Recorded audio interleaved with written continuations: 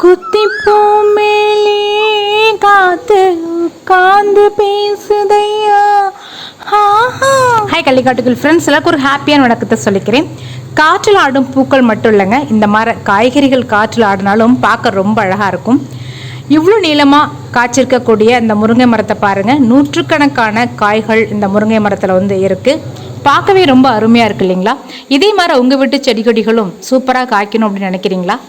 இன்றைக்கி என்ன வீடியோ, திரவ பைரூக்கிகளை செடி கொடி மரங்களுக்கு குறு மரங்களுக்கு எப்படி கொடுக்கணும், என்ன முறையில் கொடுக்கணும், திரவ பைரூக்கிகளில் எந்த அளவுக்கு தண்ணி சேர்க்கணும், எந்த செடிக்கு எவ்வளோ கொடுக்கணும், பைரூக்கிகள் கொடுக்க சரியான நேரம் எது, எப்போ கொடுக்கக்கூடாது, எல்லா விஷயங்களையும் தெரிஞ்சுக்கலாம். ஃபர்ஸ்ட் டைம் கள்ளிக்காட்டுக்குள் சேனலை இப்போ தான் நீங்கள் பார்க்குறீங்க அப்படின்னா மறக்காமல் சப்ஸ்கிரைப் பண்ணி பெல் பட்டன் தலையில் ஒரு குட்டி வச்சுட்டு வாங்க.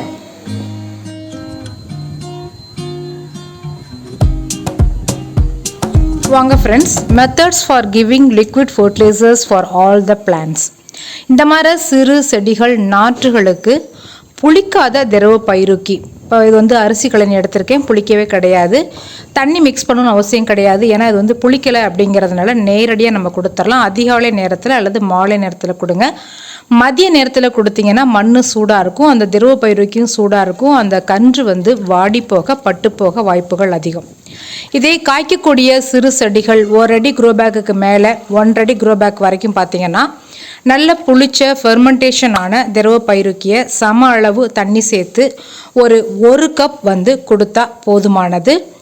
பொதுவாகவே திரவ பைரூக்கிகளை அதிகாலை நேரத்தில் அல்லது மாலை நேரத்தில் தான் எல்லா செடிகளுக்குமே கொடுக்கணும், மதிய வெயிலில் கொடுக்கக்கூடாது. பொதுவாக திரவ பைரூக்கிகளை வாரம் ஒரு முறை கொடுக்கணும். அதுவும் ஹார்வெஸ்ட் பண்ணுறோம் அப்படின்னு சொன்னோம்னா அந்த அறுவடைக்கு பின் உடனடியாக 1 கப் திரவ பைரூக்கி கொடுத்தீங்க அப்படின்னா அந்த செடிக்கு தேவையான இன்ஸ்டன்ட் எனர்ஜி, உடனடி சக்தி கிடைச்சிரும்.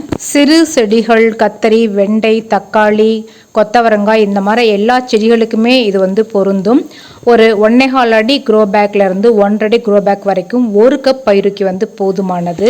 அடுத்து நம்ம மாடி தோட்டத்தில் வளர்க்கக்கூடிய குறு மரங்களுக்கு எவ்வளோ பைரூக்கிகள் தேவைப்படும் அப்படின்னா அந்த க்ரோ பேக் சைஸ் பாருங்க, கிட்டத்தட்ட 2 அடிக்கு 2 அடி க்ரோ பேக். அது எவ்வளவு காய்கள் இருக்கு அப்படின்னு சொல்லிட்டு பாருங்க.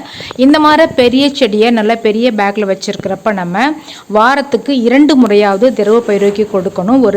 4 கப் வரைக்கும் நம்ம கொடுக்கலாம். ஏன்னா இது பெரிய செடி, அதுவும் இல்லாமல் மாடி தோட்டத்தில் இருக்கும் பொழுது அந்த மண் கம்மியாக இருக்கும். அதனால் நம்ம இந்த மாதிரி பைரூக்கிகளை அடிக்கடி கொடுக்கும் பொழுது அந்த மண்ணில் நுண்ணுயிர் பெருக்கம் அதிகமாகிக்கிட்டே இருக்கும். அதனால் வாரத்துக்கு 2 முறை 4 கப் திரவ பைரூக்கி கொடுக்கலாம். குறுமரங்களுக்கு மட்டும் இல்லாமல் இந்த மாதிரி பூக்கக்கூடிய மல்லி செடிகள், இருவாச்சி செடிகள், இந்த செடிகளுக்கும் 4 கப் திரவ பைரூக்கி கொடுத்தீங்க அப்படின்னா தான் சரியாக இருக்கும்.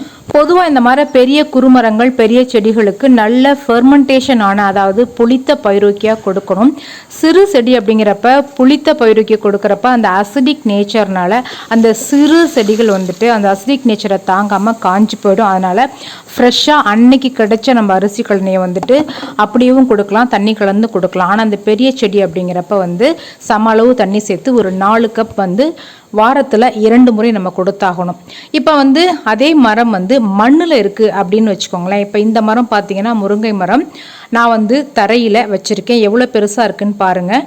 இந்த மாதிரி பெரிய மரங்களுக்கு நீங்கள் திரவ பைரூக்கிகளை வாரம் ஒரு முறை கொடுத்தா கூட போதுமானது. இருந்தாலும் நம்ம அந்த திரவ பைரூக்கியை எப்படி கொடுக்கணும் அப்படின்னா ஈக்குவலாக தண்ணி எதுவும் சேர்க்க வேண்டிய அவசியம் கிடையாது. ஏன்னா இது நல்ல பெரிய மரம், நல்ல வேர் ஊன்றி இருக்கும். ஸோ நீங்கள் ஒரு பக்கெட் திரவ பைரூக்கி, நல்ல புளிச்ச திரவ பைரூக்கியை அப்படியே நேரடியாக மண்ணுக்கு நீங்கள் கொடுத்துடலாம். அந்த திரவ பைரூக்கியை சம அளவு தண்ணி சேர்த்து நம்ம கொடுக்கும் பொழுது அதனுடைய அசிடிக் நேச்சர் கொஞ்சம் குறையும். ஆனாலும் நுண்ணுயிர்கள் அதிகமாக தான் இருக்கும். ஸோ பெரிய மரங்களை பொறுத்த வரைக்கும் நீங்கள் தண்ணியை மிக்ஸ் பண்ணியும் கொடுக்கலாம், தண்ணியை மிக்ஸ் பண்ணாமையும் கொடுக்கலாம். அந்த நுண்ணுயிர்கள் மண்ணோட வளத்தை அதிகப்படுத்தி அந்த மரங்கள் இன்னும் ஆரோக்கியமாக அதிகமாக காய்க்கிறதுக்கு உதவி செய்யும். இதே மாதிரி எல்லா செடிகளுக்கும் இயற்கை உரத்தை எப்படி கொடுக்கலாம் அப்படின்னு நான் சொல்கிறேன். அந்த தொடர் வீடியோக்களை நீங்கள் பார்க்கணும்னு நினச்சிங்கன்னா மறக்காமல் கள்ளிக்காட்டுக்குள் சேனலை சப்ஸ்கிரைப் பண்ணி பெல் பட்டனை கிளிக் பண்ணுங்கள். எந்த வீடியோ யூஸ்ஃபுல் நினச்சிங்கன்னா உங்கள் ஃப்ரெண்ட்ஸுக்கும் ஷேர் பண்ணுங்கள். Thank you friends, have a good day. வாழும் நாள்